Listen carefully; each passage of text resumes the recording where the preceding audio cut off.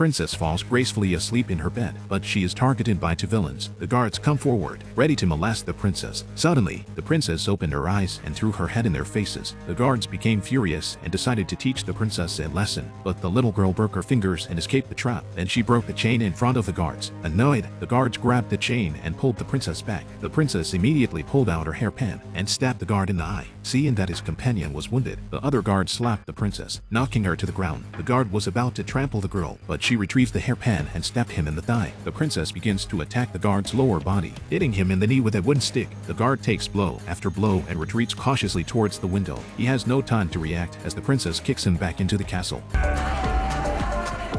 The guard outside hears the commotion and rushes to check, but the princess hits him with a sledgehammer. Seeing no one, the princess sneaks out the door. When the princess refused the duke's proposal, her family was attacked. The duke imprisoned the king and queen and threatened to marry her. He wanted to threaten the princess into marrying him, as this was the only way he could take the throne. The duke now controls the entire palace, which is locked and guarded everywhere. The princess finds it hard to escape, but she's not afraid. She makes her way cautiously down the corridor, only to be stopped by Minotaur guards. Eager to escape, the princess attacks the guard's weak points, but the tenacious guard drew his sword and stabbed the princess. Fortunately, the princess was agile and dodged all attacks, but all her attacks were useless against the guard. The princess tries to dodge, but quickly runs out of stamina. She realizes the guard's weakness. He's strong, but physically clumsy. The princess seizes the opportunity to parry the guard's sword, but the sharp horn on the guard's helmet is also a sharp weapon. So the princess flew along the wall, Saturday on the guard, and quickly knocked his helmet over.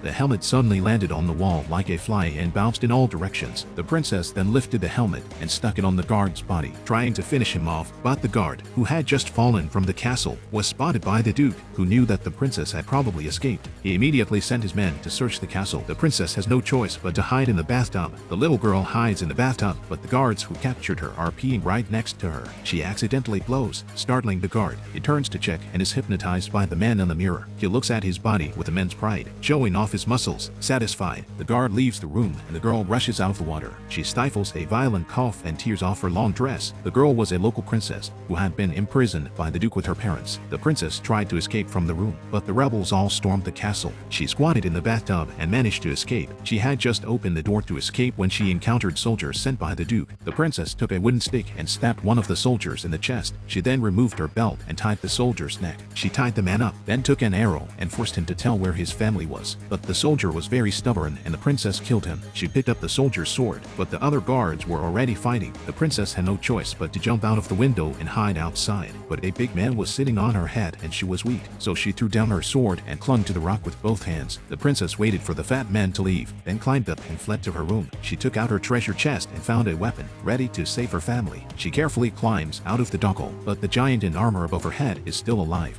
The princess rises to face him, but the armor is too hard. She throws a desperate sword, but it still bounces off him. Furious, the princess removes the wolf from the lamp and throws it out. Then she throws the burning candle onto the armor. The armor bursts into flames. The man inside runs in pain and falls out of the castle. The princess then ripped off her pearl necklace and scattered it on the floor. The soldiers who had come to the castle fell. The princess stepped over their corpses and walked easily through the narrow corridors. She then jumped out of the window, picked up the colorful flags, and moved on to the next room. She slipped into the sewers and found her family in the dungeon. The princess defeated the guards in front of the door and escaped with her family. But just as she was about to go through the door, she was knocked unconscious. This man wanted to marry a 12-year-old princess by force. He threw the princess bride out of the castle. The girl fell 100 meters into the sea. The princess cut the ropes binding her hands and feet with a stone and rose to the surface. She then returned to the castle and took out her sword. She wielded it like a warrior and killed all the invaders. Her Chinese master also came to meet her. Hand in hand, they quickly killed the guards outside. The duke married his sister and usurped the throne to become king. When the duke learned that the princess was still alive,